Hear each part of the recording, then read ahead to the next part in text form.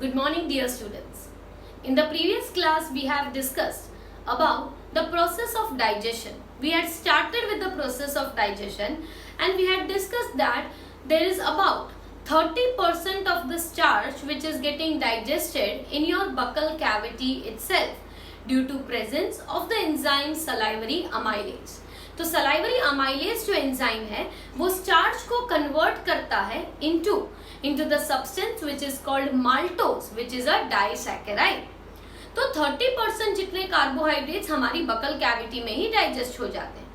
Then after comes the oesophagus जिसमें कोई भी तरह का डाइजेशन नहीं होता क्योंकि इसोफेगस के खुद के कोई भी एंजाइम्स नहीं है. Then we have started that with the opening of the gastroesophageal sphincter, the food from the esophagus will now enter into the stomach. Esophagus से food किस में enter होने वाला है? Stomach में by the opening of gastroesophageal sphincter और the cardiac sphincter. तो food जो है अब वो stomach में आ गया है. तो stomach में जो mucus मतलब जो mucosa layer होता है that will be having presence of gastric glands. Gastric glands कहाँ पे होती है? म्यूकोजा लेयर में गैस्ट्रिक ग्लैंड्स प्रेजेंट होती है. गैस्ट्रिक ग्लैंड्स में हमने 3 तरह के सेल्स की बात की थी. एक थे गोबलेट सेल्स जो म्यूकस रिलीज करते हैं. The second type of cells were known as the oxyntic cells which will be releasing HCl and an intrinsic factor for absorption of vitamin B12. And the third type of cells were known as the peptic cells. Peptic cells क्या करते हैं? तो peptic cells inactive enzymes जैसे कि pro enzyme मतलब pro enzymes. Inactive enzymes को क्या कहा जाता है? प्रो एंजाइम्स जैसे कि पेप्सिनोजन रिलीज करते हैं. साथ साथ में प्रोरेनिन भी रिलीज करते हैं इन इन्फेक्ट्स. तो 3 तरह के सेल्स की हमने बात की थी. Now we talk about that how the digestion takes place in the stomach और what are the things that are digested in the stomach. So we will first mention that the food remains in the stomach. Food remains in stomach for 4 to 5 hours. 4 to 5 hours के लिए food जो है वो हमारे stomach में रहता है. इसमें सबसे इजीली डाइजेस्ट हो जाने वाले हैं कार्बोहाइड्रेट्स जो अबाउट 1 to 2 hours ही रहते हैं. फिर आते हैं proteins which stay for about 2 to 3 hours and finally the last to come out of the stomach will be the fats because fats will not be digested properly in the stomach and they will be remaining in your stomach for a longer time. तो 4 to 5 hours generalise statement है that food remains in our stomach for 4 to 5 hours. तो stomach जो है वो एक storage organ भी होता है. The churning movements of the stomach the churning movements of the stomach wall helps in mixing of the food with gastric juices. हमारा जो फूड है जो अभी अभी स्टमक में एंटर हुआ है that food will be combining with the gastric juice. Food will combine with the gastric juice due to what? Due to the churning मतलब mixing type movement of your stomach. Stomach जो होता है उसके खुद के wall की एक movement होती है और ये जो मूवमेंट होती है that is due to the muscularis layer and this movement will be helping in mixing what? Mixing the food that has entered with the gastric juice. So this food when mixes with gastric juice the food कैसा हो जाता है? Acidic हो जाता है क्योंकि gastric juice में बहुत ज्यादा अमाउंट में HCl होता है. तो इसीलिए HCl जब हमारे फूड के साथ मिक्स होता है तो हमारा फूड जो है वो क्या हो जाता है? एसिडिक हो जाता है. ऐसे एसिडिक फूड को क्या कहते हैं हम? Chyme. This acidic food is known as chyme. So this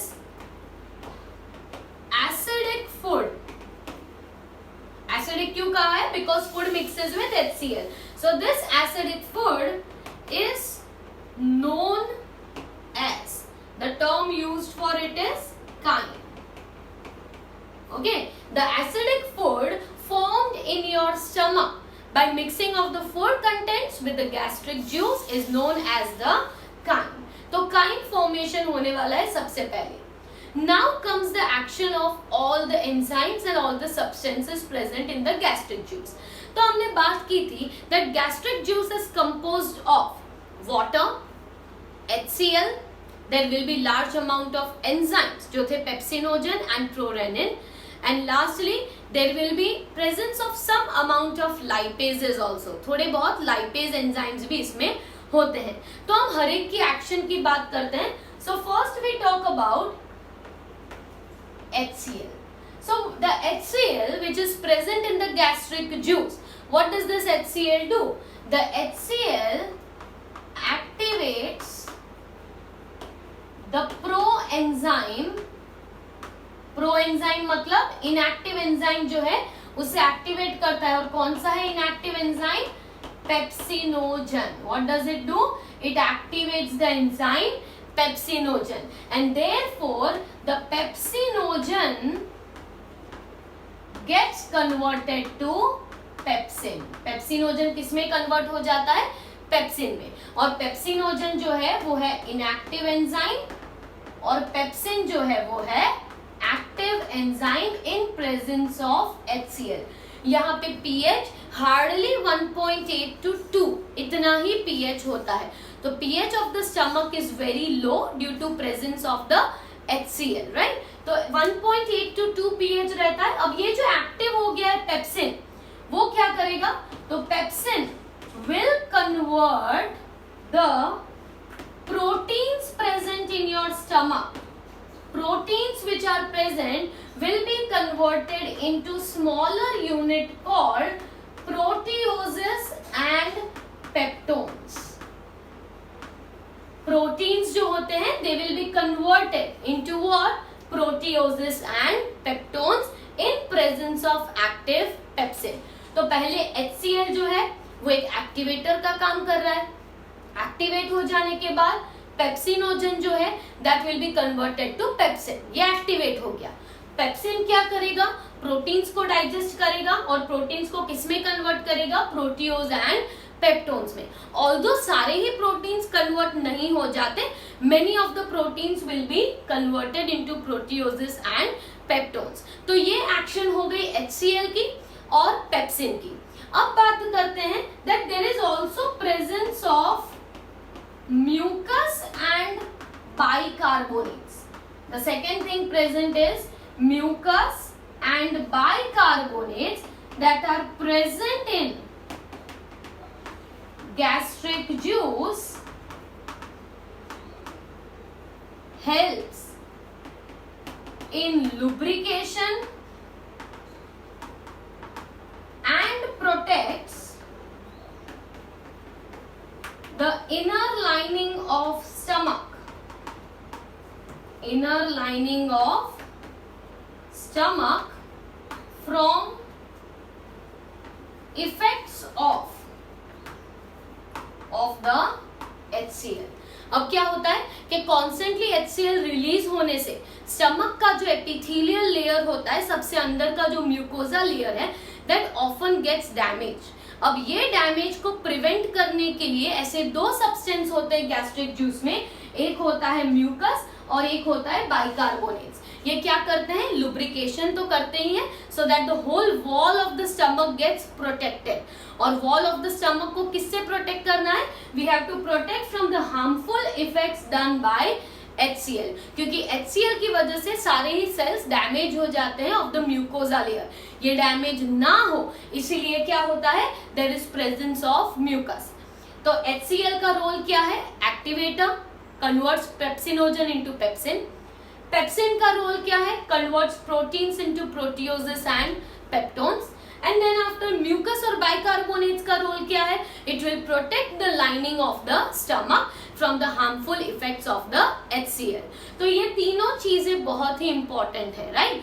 अब और एक चीज की बात करते हैं. There is also release of prorenin from the gastric glands but only in infants.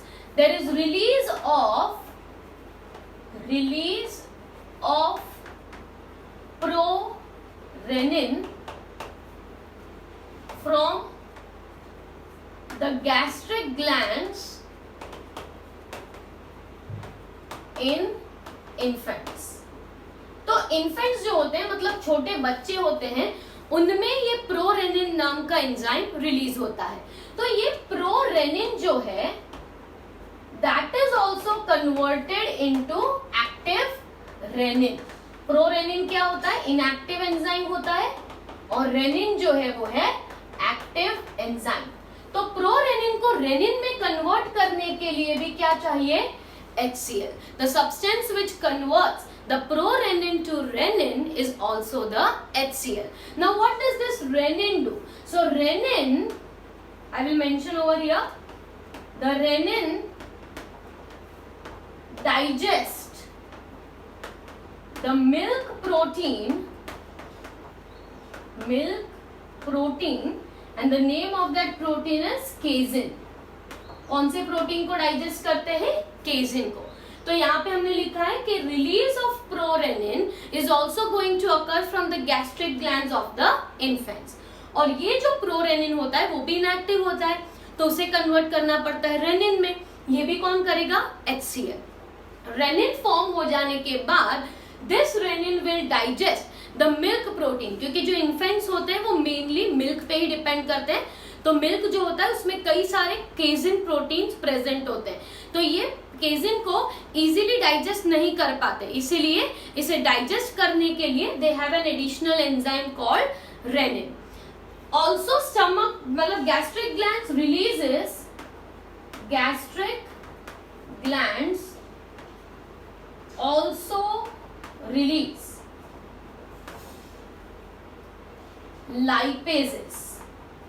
also release lipases, but their effect or activity is negligible.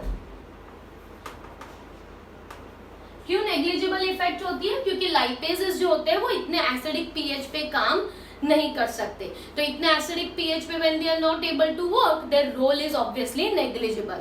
यहाँ पे देख के आपको पता चल रहा होगा that carbohydrates are not at all digested in the stomach.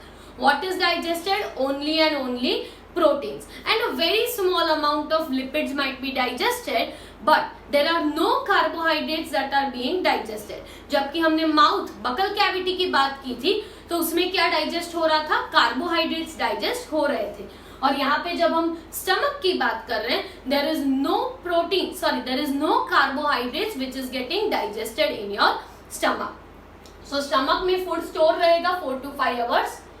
Stomach जो है उसकी वॉल जो है it will have a churning movement which will mix the food with the gastric juice. This acidic food is known as chyme. Now the chyme has to be digested, so HCl will activate the enzyme pepsinogen, convert it into pepsin. Pepsin will be converting proteins into proteoses and peptones. Mucus and bicarbonates will neutralize, help or protect the wall of the stomach from the damaging effects of the HCl. Prorenin is released in the infants and converted into renin in presence of HCl. Renin will be digesting the milk protein called casein. Lipases are also released in small amount, but their effect is also very negligible. So next we talk about digestion in intestines.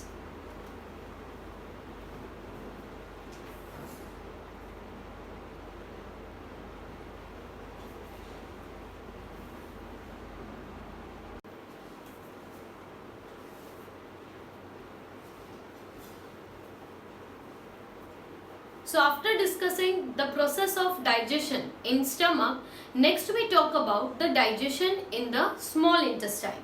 So we will give the heading digestion in small intestine.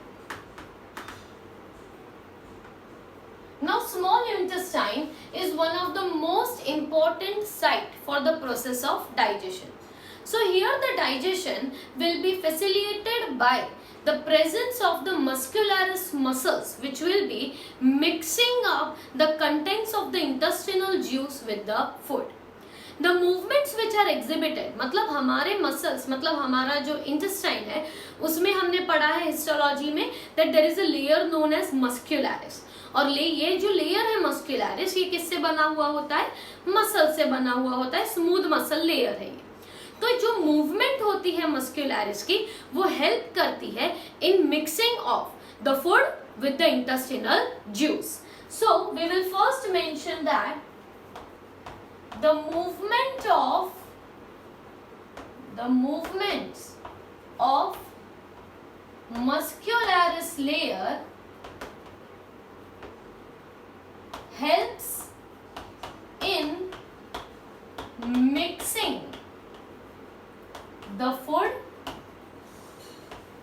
with the intestinal juice, food with the intestinal juice. तो food जो है वो intestinal secretions के साथ mix होगा, and how it will be mixed? Due to the presence of the movements exhibited by your muscularis. तो जैसे stomach की मूवमेंट्स को चर्निंग मूवमेंट्स कहा जाता है, जिससे फूड गैस्ट्रिक जूस से मिक्स होता है, वैसे ही यहाँ पे मस्कुलरिस की मूवमेंट से क्या होगा? फूड जो है वो इंटेस्टाइन में रहे हुए हर एक सिक्रीशन के साथ कंबाइन होगा। तो ये जो इंटेस्टाइन में जो फूड आया है, ये इंटेस्टाइन में फूड आने पर it will be having activity of 3 different regions. मतलब इंटेस्टाइन में ओपन होता है हिपेटोपैंक्रियाटिक डक्ट, और हिपेटोपैंक्रियाटिक डक्ट सिक्रीशंस कहाँ से लेके आता है? लीवर से और पैंक्रियास से। मतलब लीवर का सिक्रीशन भी किस में आ रहा है? इंटेस्टाइन में। और पैंक्रियास का सिक्रीशन भी किस में आ रहा है? इंटेस्टाइन में। और इंटेस्टाइन के पास खुद का सिक्रीशन तो है ही, मतलब there will be mixing of 3 different juices in the intestine. 3 different secretions are going to combine in your intestine. And what are these secretions? Bile juice from liver, pancreatic juice from pancreas, and intestinal juice of the intestine itself will be getting mixed in the intestine. So here the secretions of liver, that is bile, and pancreas, that is pancreatic juice, will enter the duodenum. Duodenum क्या था? It was the first part of the small intestine, right? Small intestine में 3 parts थे, duodenum, jejunum and ileum. उसमें से ये सारे secretions कहाँ पे आने वाले हैं? Duodenum, and it will open through what?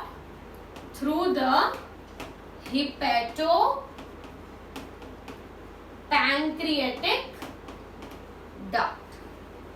Okay, so through the hepatopancreatic duct, the secretion of the liver, that is bile, and the pancreatic juice both will enter into your duodenum, and they will enter through what? Hepatopancreatic duct. तो ये जो हिपेटोपैंक्रियाटिक duct है, यहाँ से सारा ही secretion कहाँ पे आने वाला है? It will come into your duodenum, मतलब intestine.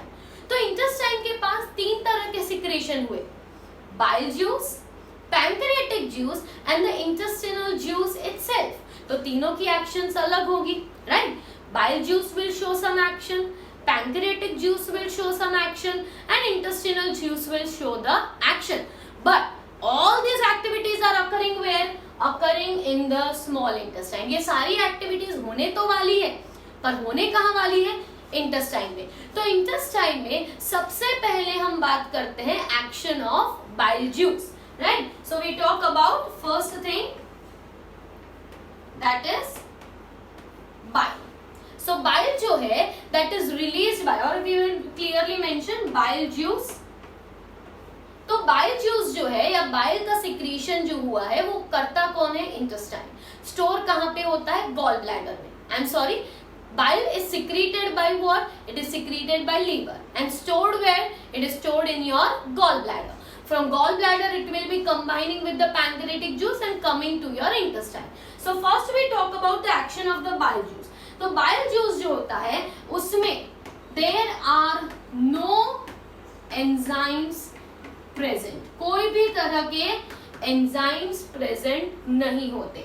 The bile consists of, मैं ऊपर लिख दे रही हूँ यहाँ पे, it consist of the components which are called bile salts, bile pigments, cholesterol and phospholipid. Bile जो है उसमें क्या प्रेजेंट होता है? बाइल सॉल्ट्स होते हैं, बाइल पिगमेंट्स होते हैं, कोलेस्टेरॉल और फॉस्फोलिपिड. तो जब हम बाइल सॉल्ट की बात करते हैं तो आपको याद रखना है sodium taurocholate and sodium glycocholate. क्या प्रेजेंट है? सोडियम टॉर्कोलेट और sodium glycocholate. These two are the bile salts. ठीक है. अगर बाइल पिगमेंट्स हैं तो बाइल पिगमेंट्स में आपको दो पिगमेंट्स याद रखने हैं and that is bilirubin and biliverdin. There are two pigments, bilirubin and biliverdin. देखिए हमने क्या बात की कि बाइल जूस जो है वो सिक्रीट कौन करता है? लीवर करता है और स्टोर गॉल ब्लैडर में होता है. वो लिखने की जरूरत नहीं है, हमें ऑलरेडी पता है, राइट. तो बाइल जो है उसमें कोई भी तरह के एंजाइम्स नहीं है. तो बाइल जो है it is not having any of the enzymes. Then what does bile consist of? Bile consists of bile salts, bile pigments, cholesterol and phospholipids. Bile salts तो कौन से salts होते हैं उसमें?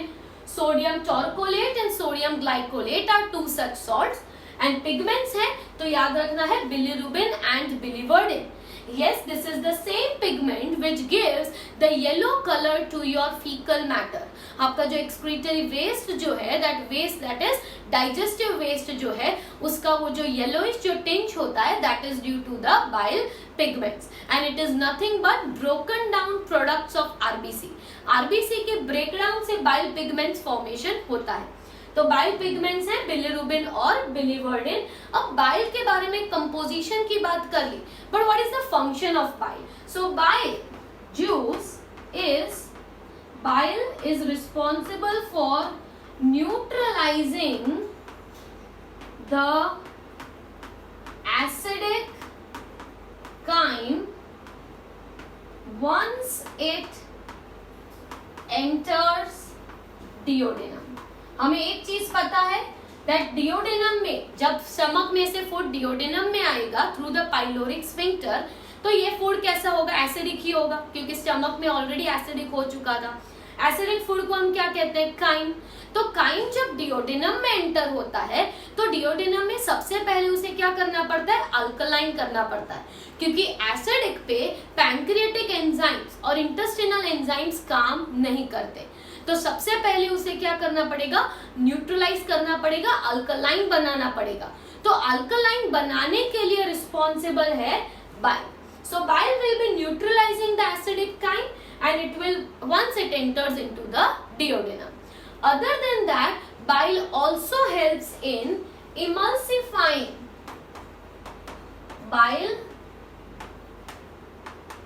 emulsifies the fats into small micelles. Fats जो होते हैं, right, वो फैट्स पे एंजाइम काम करता है जिसे कहते हैं lipases.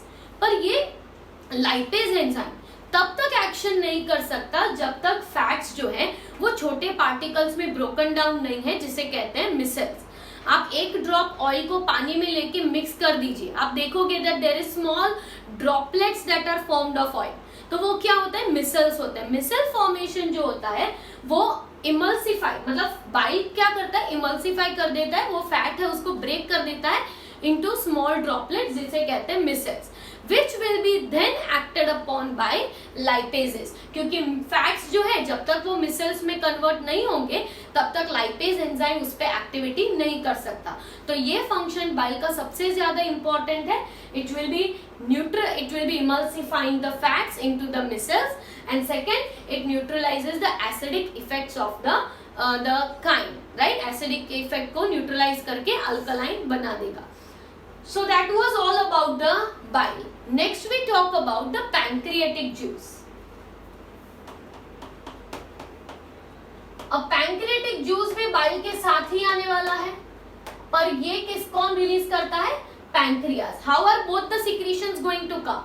Bile is also going to come and pancreatic juice is also going to come through the same path. What is that? Hepatopancreatic duct. And where it will open? Duodenum. ठीक है, तो pancreatic juice की composition की पहले बात करते हैं. तो पैंक्रियाटिक जूस में प्रेजेंट होते हैं enzymes trypsinogen, chymotrypsinogen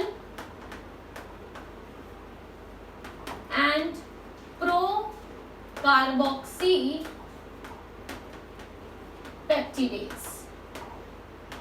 trypsinogen, chymotrypsinogen, procarboxypeptidase, ये तीनों जो हैं these three are प्रोएंजाइम्स, मतलब इनएक्टिव एंजाइम्स. ठीक है, इसके अलावा होते हैं लाइपेजेस, पैंक्रियाटिक अमाइलेजेस एंड न्यूक्लियेजेस. तो इन शॉर्ट पैंक्रियाटिक जूस में 6 एंजाइम्स हैं, ट्रिप्सिनोजन, काइमोट्रिप्सिनोजन एंड प्रोकार्बोक्सीपेप्टिडेज. ये तीनों जो एंजाइम्स होते हैं वो इनएक्टिव फॉर्म में रिलीज होते हैं, जो बाद में एक्टिवेट होंगे once they enter into duodenum. और 3 एंजाइम्स हैं, लाइपेजेस जो लिपिड को डाइजेस्ट करता है, अमाइलेजेस जो कार्बोहाइड्रेट के लिए है, and nucleases which digest the nucleic acids. So in the next lecture we will further discuss about the pancreatic juice action and the intestinal juice action. तो आज के लिए आपको you have to remember the digestion in stomach and digestion in intestine, जिसमें हमने bile का portion finish कर दिया है. Now we will talk about action of pancreatic juice and the action of intestinal juice. And then after, the whole process of digestion will be completed. So this topic is being taken in 3 different halves so that you can understand each and every portion from this topic.